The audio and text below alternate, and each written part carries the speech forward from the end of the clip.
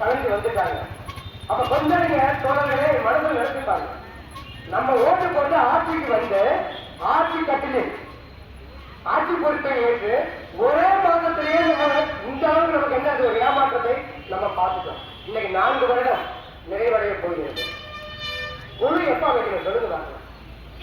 ஆட்சி அமைச்சு ஒரு 3 மாசத்துல இதற்காக ஒரு குழு அமைத்தா 1 ஆண்டு காலம் கூட எடுத்துக்கட்டும், நமக்கு ஒரு நல்ல விடுதி காலம் கிடைக்கும்.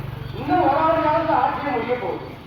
இப்ப குழு அமைத்து அதுக்கு கால அவசர 9 மாதம்.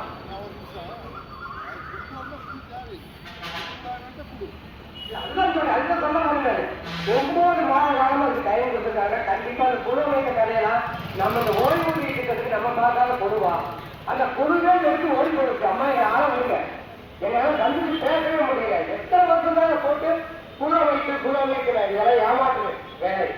அதாவது கடந்த ஆட்சி காலத்தில் மிகவும் தீவிரமாக விடுப்பு ஊதியத்தை உடனடியாக வழங்கிடுக.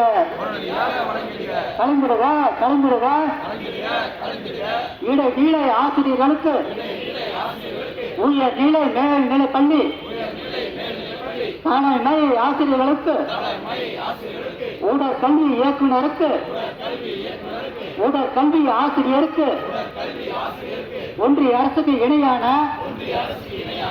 ஊதியம் வழங்காமல் இழைக்கப்படும் அநீதிகளை போராட்டங்கள் தீவிரமாகும். அருமை தோழர்களே, இந்த ஆர்ப்பாட்டத்தில் வாக்கு ஏற்றுமாறு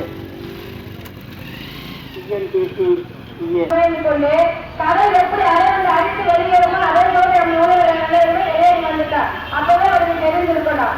ஏன்னா அதோடைய சொன்ன மாதிரி 10 ஆண்டுகளாக ஒரு ஆட்சி இல்லாமல் அடுத்த நீங்க கட்டாதான் அரசு உயர்ந்த ஆட்சிகளாக தான் ஆட்சிக்கு வந்தேன்.